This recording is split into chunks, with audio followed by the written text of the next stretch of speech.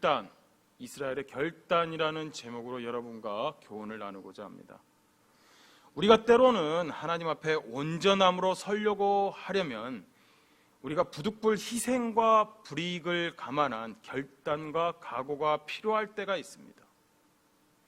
이것은 세속적인 삶과 우리의 죄악으로 인해 그동안 거스렸던 하나님과의 관계에서 우리의 결단과 각오는 우리의 마음과 생각을 단단히 잡아주고 또 개선하려는 의지와 행동으로 나아가는 노력의 기초가 됩니다. 그럼 하나님은 미쁘시고 의로우사 우리를 용서하시고 다시 은혜를 허락하시죠. 오늘 본문에는 바로 이와 비슷한 이스라엘의 의로운 결단이 나옵니다. 오늘 본문 역대하 30장은 히스기야 시대의 이스라엘의 유월절 준수에 대해서 이야기하고 있습니다. 다윗의 모든 행위와 같이 여호와께서 보시기에 정직하게 행하였다라고 평가받는 남유다의 제18대 왕인 이 히스기야 왕, 그가 얼마나 하나님에 대해서 남다른 열정을 가지고 있었는지 전장인 29장에서 그는 하나님께 범죄한 자신의 아버지 아하스 왕의 행위를 전혀 따르지 않고 왕위에 오른 즉시 하나님의 성전에 대한 대대적인 정화 작업과 하나님과의 관계 회복을 위한 성전 제사의 회복을 단행합니다. 이것도 지금까지의 역대 왕들의 행적을 봤을 때는 정말 큰일을 한 겁니다. 이 히스기야 왕이. 그런데 히스기야 왕은 여기서 멈추지 않고 29장에 이어 오늘 본문 30장에서는 이 하나님의 유월절 절기의 회복을 시작하죠. 1절, 히스기야가 온 이스라엘과 유다에 사람을 보내고 또 에브라임과 므낫세에 편지를 보내어 예루살렘 여호와의 전에 와서 이스라엘 하나님의 여호와를 위하여 유월절을 지키라 하니라. 여기서 에브라임과 므낫셋은 북이스라엘 지방을 의미하는데 히스기야 시대는 이미 아수르에 의해 망하고 없어진 이 북이스라엘에게까지 전령을 보내서 그곳에 남아있는 이 백성들에게까지 하나님의 유월절을 지킬 것을 종용합니다. 사실 이러한 행보는 솔로몬 통치 이후 유월절다운 유월절을 한 번도 지키지 못했던 이 남유다와 북이스라엘이 히스기야의 이 대대적인 종교 개혁으로 인해 마땅히 지켜야 할 유월절을 지킬 수 있게 되었음을 선포하는 내용이죠. 그동안 남유다의 왕들 가운데서는 이 성전 회복과 성전 제사의 회복은 많지는 않았지만 가뭄에 콩나듯 덜어는 있었습니다. 그런데 이렇게 유월절 절기의 철저한 지킴의 내용은 우리가 보는 이 역대기 하에서는 솔로몬 이후 히스기야 왕의 유월절과 요시야 왕의 유월절 딱 2번뿐입니다. 그런데 이걸 역대기에서는 처음부터 끝까지 유월절 준수의 모든 과정을 상세하게 기록하고 있는데 이것은 그만큼 이 유월절 준수가 매우 중요한 일이기 때문이죠. 근데 왜 이 유월절 지킴이 중요하냐? 그것은 유월절 행사야말로 세상 나라와는 다른 이스라엘만의 독특한 정체성을 보여주기 때문입니다. 독특한 정체성.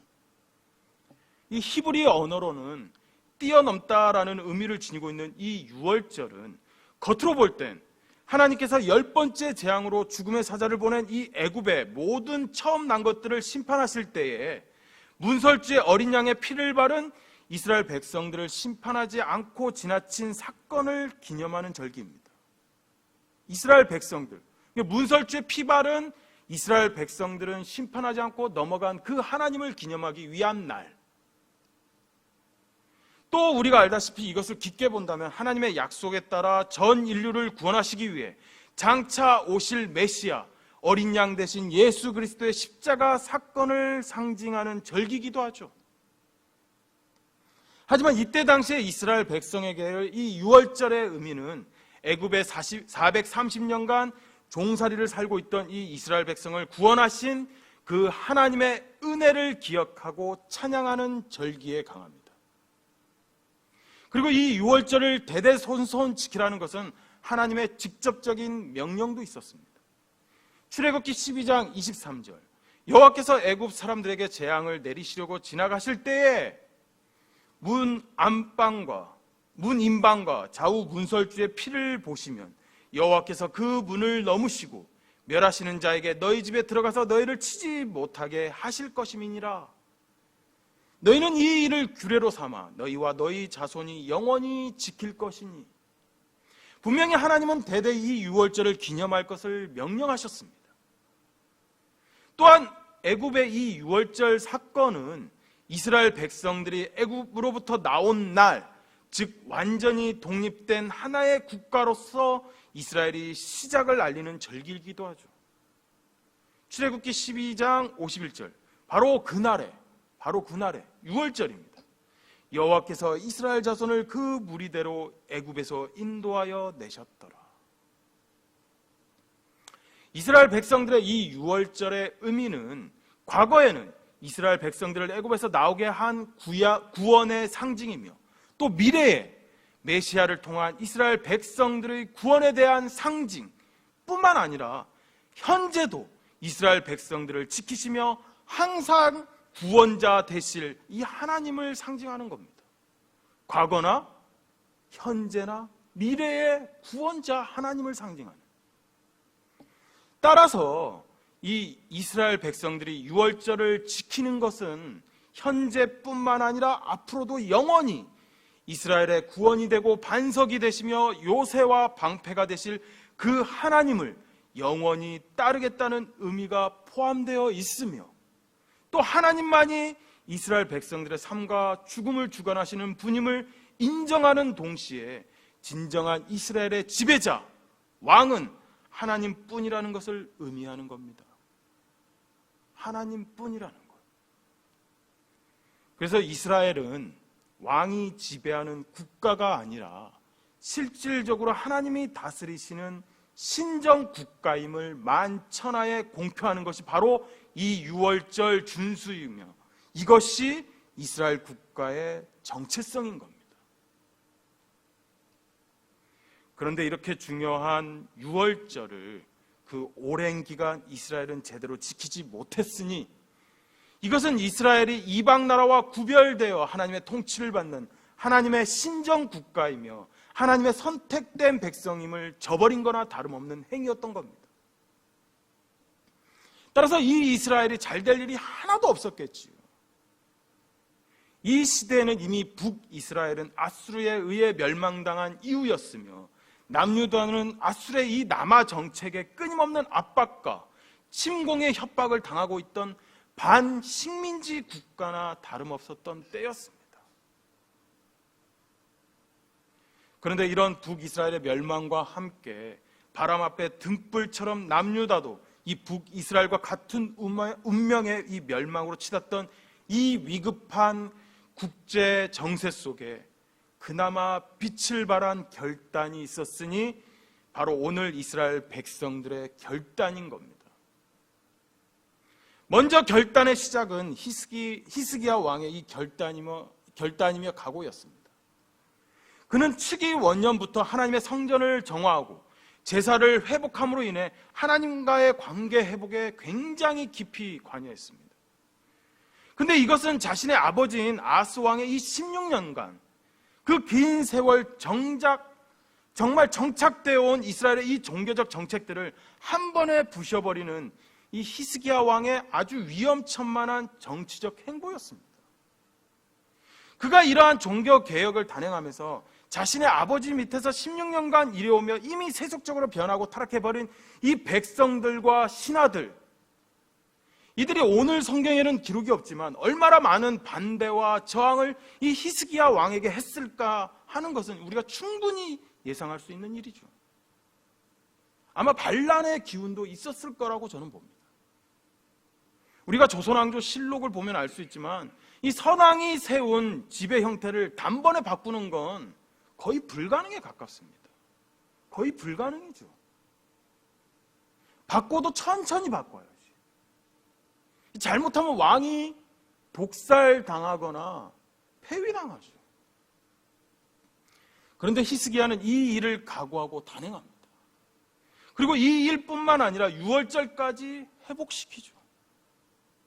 그것도 남유다뿐만 아니라 이미 망한 멸망당한 북이스라엘까지 사람을 보내서 이스라엘 백성 전체가 참여하는 제대로 된 하나님의 유월절 지킴을 위한 이 각오와 결단을 진행합니다. 근데 이것도 엄청난 정치적 모험수입니다. 이것은 잦은 아수르의 침공 협박과 내정 간섭의 압박을 받고 있는 이런 상황 속에서 이미 아수르의 영토가 된 북이스라엘에 사람을 보낸다. 이 잘못하면 당대 강국이었던 아수르의 침략의 빌미가 되는 그런 형국이 됩니다. 그런데 이 히스기야 왕은 단행하죠. 아무튼 이것은 정치적 위험을 무릅쓴 오직 하나님만 생각한 굉장히 큰 히스기야의 각오이고 결단이었던 겁니다. 두 번째는 이스라엘 백성의 결단입니다. 13절의 둘째 달에 백성이 무교절을 지키려 하여 예루살렘에 많이 모이니 매우 큰 모임이라. 여기서 무교절은 유교절과 연달아 지키는 절기이기에 거의 동의어로 자주 사용하는 단어입니다. 유월절과 똑같은 의미죠. 근데 이 이스라엘 백성들의 결단도 히스기야 결단과 똑같습니다. 남유다의 백성이야 그렇다 쳐도 이 북이스라엘의 백성들은 이미 아수르의 식민지이기에 피지배민족입니다. 우리나라도 일제강점기를 겪어서 이 피지배민족의 사람들에게는 우리가 알지만 피지배민족의 사람들에게는 거주나 이동의 자유가 없습니다. 도망갈까 봐. 도망가면 어떡해?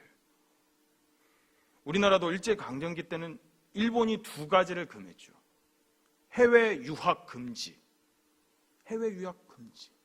그리고 이민 금지.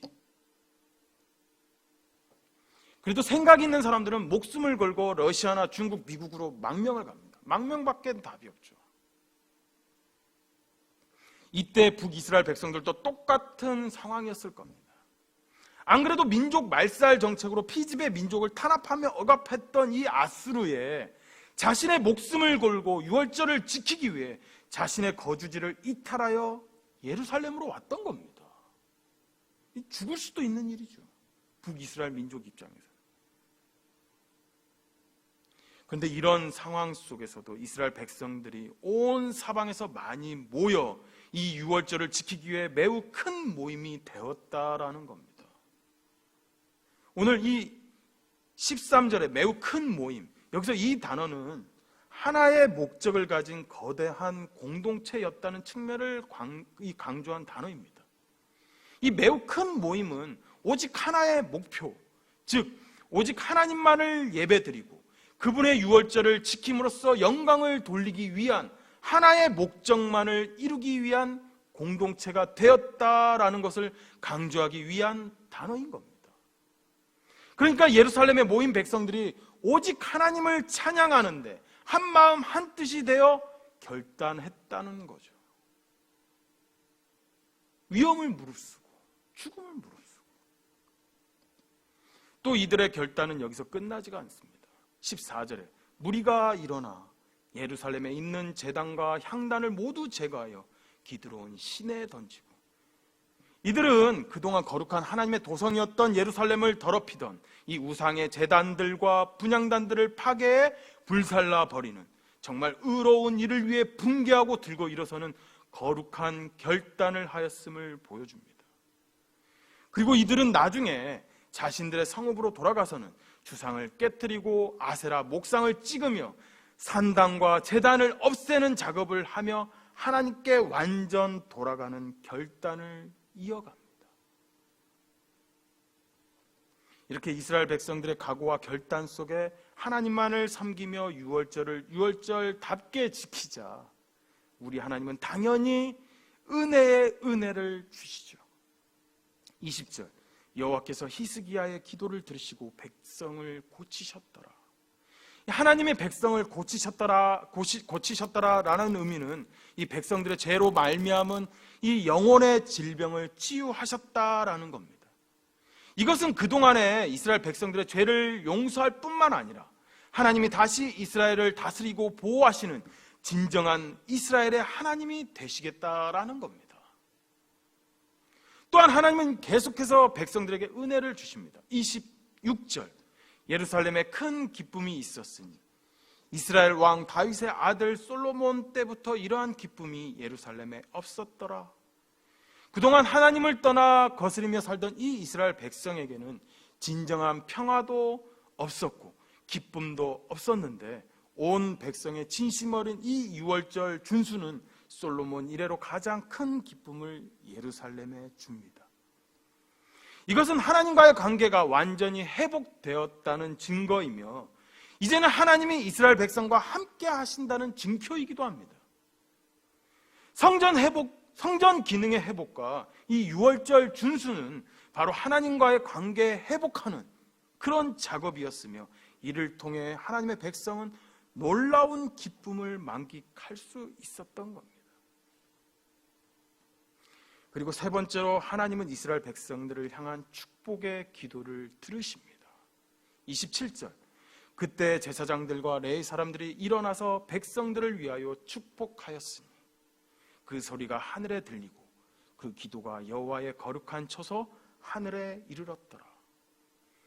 이 말씀에 들으시다, 하늘에 이르렀다라는 말은 하나님께서 이 백성들을 축복하시기로 마음 먹었다라는 의미와 같은 의미입니다. 그러니까 하나님은 원래 이스라엘에서 계셨던 자리, 이 이스라엘 백성들을 축복하시고 복에 복을 넘치게 주시는 그 은혜의 하나님의 자리로 돌아가 백성들에게 넘치는 복을 다시 주시겠다라는 거죠. 하나님의 복은 여기서 그치지 않죠. 이 히스기야 왕에게도 은혜에 은혜를 더하시고 축복에 축복을 더하십니다. 히스기야의 이후 서적을 보면 이와 같은 일을 기획하고 정치적 위험을 각오하며 결단한 이 히스기야 왕은 하나님의 복에 복을 더해 그의 부와 영광이 끝이 없을 정도로 부어주시죠. 또 아수르 왕 사네립의 이 18만 5천 명의 군대를 앞세운 대대적인 침공을 해도 하나님께서 깨끗하게 물리쳐 주시며 또 히스기야 왕 그가 사는 동안에는 이 아수르의 침공을 받지 않게 보호하십니다. 그리고 우리가 또 다 알다시피 이 히스기야 왕의 기도를 들어 그의 병을 고쳐주시고 또 15년을 더 살 수 있는 수명 연장의 축복도 주시죠. 성도 여러분, 하나님을 향한 각오 그리고 결단, 그것은 바로 하나님이 마음껏 우리에게 주고 싶어 하시는 축복과 은혜를 되찾는 통로이며 하나님이 우리에게 주시는 기회인 겁니다. 비록 오랜 기간 죄악과 우상 숭배로 하나님을 거스리는 삶을 살았던 이 이스라엘 백성이지만 정말 한순간에 하나님이 일으키신 이 결단과 각오로 말미암아 은혜와 축복의 자리로 다시 이스라엘 백성들을 돌아가게 하신 하나님이십니다. 우리도 하나님과의 예배와 말씀 속에서 하나님이 주시는 마음의 각오와 결단을 기꺼이 수용하시고 또 행동하셔서 하나님의 은혜와 축복의 자리로 모두 다 나아가는 정말 성도 여러분 다 되시길 간절히 소원합니다. 우리 다 같이 기도하도록 하겠습니다. 먼저 오늘 말씀을 생각하시면서 기도하시기를 바랍니다. 오늘 말씀에 이스라엘 백성들의 각오